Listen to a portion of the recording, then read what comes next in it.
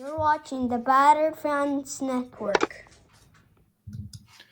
Welcome everybody to episode number 45 of the Better Heat Fans Podcast. I'm your host Daniel Garnett. Alongside me, as always, Mr. Daniel Solana. How are you doing, sir? Doing a lot better than the Miami Heat, I'll tell you that. Rough game, man. Rough game from the opening whistle. From the opening tip, it was just not the Heat's night. It was the Pacers' night from start to finish. And when a team gets that hot, Danny, it's really, really tough to come back, especially when you dig yourself a hole of a 27-point basically lead that the Pacers had, for most of the first half. And the Heat tried to chip away, but the Pacers wouldn't miss. And when that happens, it's really tough to come back. And not good for the Heat, man. Not good. 2-game losing streak. Could have been 3 with the With the rain out, Bulls. at Chicago, which is crazy, Let right? me let me tell you something. If the Heat gets spanked by OKC today, like I expect them to, this is one of the worst road trips ever. When you randomly throw in there a random ass rain delay and then postponement, like I've never even heard of such a thing in an NBA game. Like it's just a very unique road trip. Embarrassment is what I can say. That was how do you? The thing is, and I get it, right? Because every once in a while, a bad team beats a good team. A team gets hot, like you said, and there's nothing you can do about it. When a team gets hot, and that's it, right? Some 7-game series should be sweeps, and they go gentleman sweep because the team gets hot. But the Heat have just been consistently bad recently. Like they have been consistently inconsistent, and the way that they lost to me, like I wouldn't put it on just the Pacers got hot. I would just put it on the Heat are lost. The Heat to me look absolutely lost. They and the beginning of this year was so fun, aggressive, drives to the rim, and they're just passing it around the perimeter and Is it taking a just jump coincidence that shots. Tyler Hero's playing now? Yeah, it is a coincidence. Yes, I think it was a You think it coincidence. is? Yes, that this game he comes back. He's been back 2 games. Yesterday, I thought he was probably the best player. Like when the offense was struggling, he was the only one that hitting that stupid floater that he hits. Yeah, Like, he airballed like 3 threes. I don't know if you caught those. look, if I was gonna blame somebody for yesterday, I think Norman Powell had a much worse game than Tyler Hero. Norman Powell's that's probably his worst game of the year. And I get it, man. And I feel I feel for Tyler Hero because at this point, as much as I want my son kind of gave up. He's like, man, whatever. Like he got tired of waiting for Tyler Hero. I'm gonna have to try to get him back into basketball at some other date. I don't know. I'm waiting to know who the roster is for sure before I try to keep. But at this point, like he's got to go. Something has to change because you're destined to stay in that play-in range again if this team keeps going the way it is. And this is the worst spot you can be in any sport. You don't get a lottery pick. Like if you think about it, for the Miami Heat, what are the biggest moments in their history?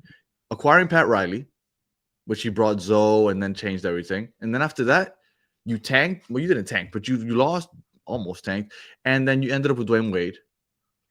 And then again, you missed the playoffs after that 31-10, 10-31 season, and then you get Bam Adebayo, which is another franchise player, right? And he was like a cornerstone.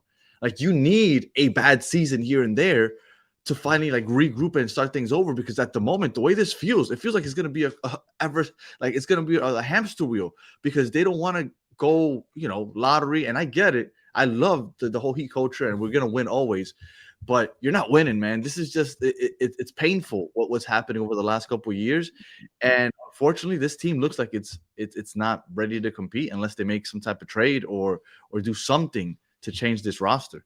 I disagree, man. I disagree 100% with what you're saying. I think this team doesn't need to tank. This team doesn't need to get into the lottery. I don't think they need to blow it up. What I do think is they need to make a trade, right? They need to do something. And Yeah, that's what I'm obviously saying. One or the we other. know, yeah, we know that we know the people who are available. You got John Morant who's available. Obviously, Trey Young was traded over to Washington earlier this week, and we've heard the Giannis situation. So obviously, you don't want to make a trade for John Morant unless you're not going to give away a lot of assets. And we've seen a couple of trade requests, and we've seen a couple of those mock trades and stuff Yeah. on social media. And I mean, there's a couple of trades that I would be okay with doing, but the most of them they're just asking for too much for John Morant, and I would wait for Giannis Antetokounmpo to see if he becomes available. And look, I think this team needs a little bit more time to gel with Tyler Hero coming back into the lineup. You saw in the post game, they asked Tyler Hero different questions about that and about him getting adjusted back into the lineup. And, he said he's willing to do whatever it takes, whether it means to come off the bench, whether it means to start. Yesterday, it meant starting. But look, I think Hero needs to come off the bench. I think you need to have Kella Ware in there as a starter. He is not as effective off the bench as he is as a starter. And he was putting up big numbers. He was leading the league or in the top, league leaders in a bunch of different categories. And it's been a few weeks since we've seen that Khalil Ware. And I believe that, the fact that he got relegated to the bench really affected his mentality and something that we've talked about Niko Jovic in the past, right? And I think that's happening to Khalil Ware right now. I'm with you on the whole Paul Larson thing. I forgot what the record was, but when he starts, the Heat are doing much better. There are a few games over 500 when he starts. Might be more than just a few games over 500 when he starts. But the starting lineup of Davion Mitchell, Norman Powell, and Tyler Hero, I remember at one point in the season, early in the season, when we were talking about Tyler Hero coming back, we said, well, somebody's got to go to the bench, either Davion or Norman Powell, because you can't start such a small lineup. And if you start such a small lineup, it's because you want the firepower. But if this is the offensive performance you're getting, and on top of that, you got that small lineup, you can't keep going with that starting lineup. Somebody's got to go to the bench. Firepower last night, huh? No. Norman Powell was 2 for 12, 1 for 7. The first 3 that the Heat hit was like right before the half, and it was by Norman Powell. That was the only 3 he hit, and I forgot what it was. And then I think they only hit 2 threes before garbage time. It was Norman Powell right before the half, and then Tyler Hero at some point in the third quarter hit a 3. They cut the lead to 7, and you're like, ooh, maybe we got some life. And then things went to poop after that. But look, I know people want to throw daggers at Tyler Hero. I felt like he was the only positive yesterday because everybody was having a really rough night. And then Jaime, I love Jaime, but he dominates the ball sometimes when he's like, you know what, I'm going to go ahead and I'm going to fix this. I feel like sometimes he dominates the ball. And I don't know, the second unit just isn't looking as good as at one point it was. And I felt like that was one of our strengths, right? When Jaime Jaquez was running the second unit, when Nikolai Jovic is not working. Khalil Ware 1 for 2 for 2 points. It just, man, it was just such a bad game. Such a bad game. And then, but shout out to you because you texted me, I want to say during the second quarter, and you said, you know what? I think the Heat are going to win this. I'm predicting a 38-point third quarter. And dude, the fact that you got that on the money, you were 100% right. You said, I'm predicting a 38-point third quarter, and the Indiana Pacers scored exactly 38 points in the third quarter. Shout out to Solana because that was beautiful. I mean, I think you might have meant the other team, but regardless, that's still pretty nice how you landed right on that number. Yeah, I mean, obviously, I think I don't know. I think I jinxed us or something because I was for sure thinking that the Heat were going to come out scorching in the third quarter. But they did for a second. I was like, oh shit, they're coming back. They did at the beginning. They did at the beginning, and they cut the lead to if 7. I'm not mistaken, to 7 or 8. Yeah, and then the Pacers just were on fire. One thing that you mentioned, the Heat were 4 of 30 from 3-point, 13%. Mm-hmm. The Heat make 7 of those, 11 out of 30, which is a little bit more, like the Heat. And you're right there in the game, right? You're essentially at 123, 120. And so that to me was the biggest difference yesterday in terms of what happened with the Heat. They just didn't make shots. And a lot of those threes, I mean, other than Tyler Hero, which had a few air balls, and I think Bam Adebayo had an air ball, most of those 3-pointers were in and out, or they were hitting the rim, or they were close to going in. It just wasn't their night, I think. And unfortunately, it happened against a really bad Indiana Pacers team, a team who has only won up until last night 5 games at home. And by the way, shout out to Rick Carlisle, who got his 1,001 win last night, becoming, if I'm not mistaken, the 7th or 8th coach to reach 1,000 wins. A feat that shouldn't go unnoticed. I mean, that's fantastic for Rick Carlisle. Yeah, man, he's a good coach. The way he did with the Mavericks. Yeah, he's at 800 and change, 900 and change.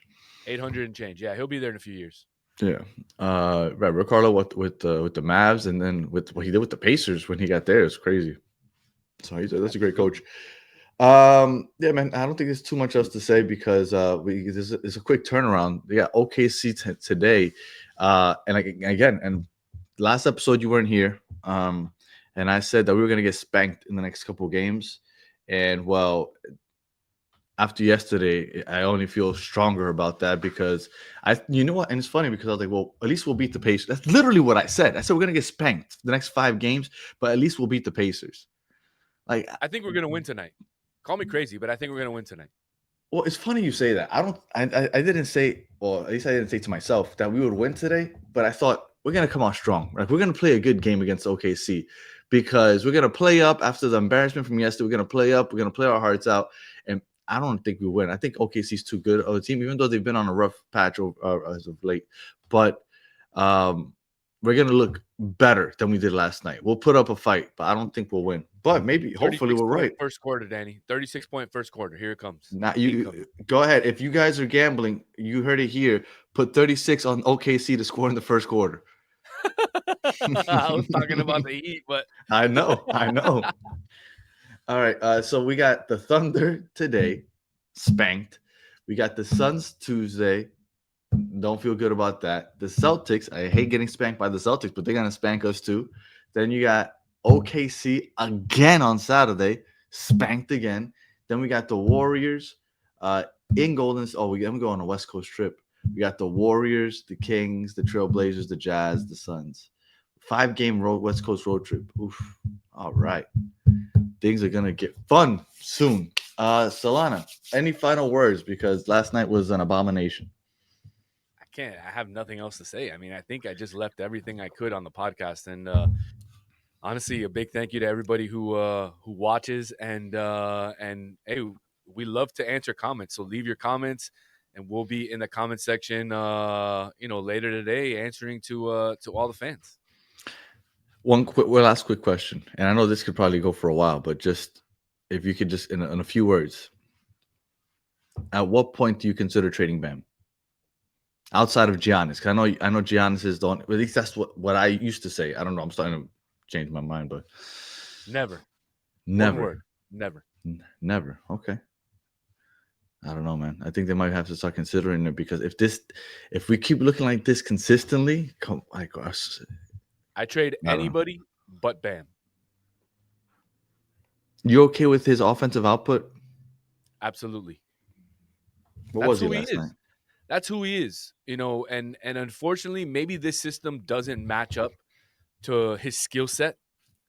And it's making it harder for him. He's more of a pick and roll type of guy. I understand that. But that's going to be worked in throughout the rest of the season. And right now, the Heat has to unfortunately adapt to what's going on, and they have to adapt to having Tyler Hero in the starting lineup. They have to adapt to having Norman Powell in the starting lineup, and it's going to take some time. Unfortunately, these things happen, and unfortunately, you got a really bad game last night. But look, I like I said, 36-point first quarter, hopefully for the Heat, and look, they're going to go through stretches like this, right? You're going to lose 3 in a row. You're going to win 3 in a row. But That's just the way that this team is. Since Thanksgiving, it's been terrible. They haven't hit 100 points in the last 2 games. Have a little faith, man. Have a little faith. The ball's going to go in the ball's going to go in the net. You'll see. It won't be Bam putting it through though. That's what's frustrating me. That's fine.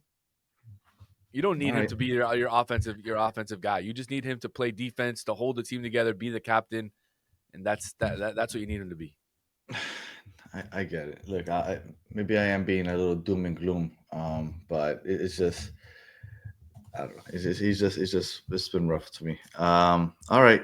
So and then real quick, I wanted to see his game log. So over the last, oh no, I was gonna say over the last 5 games, 1, 2, 3, 4, 5, 6, 7. All right. So these are his scoring outputs.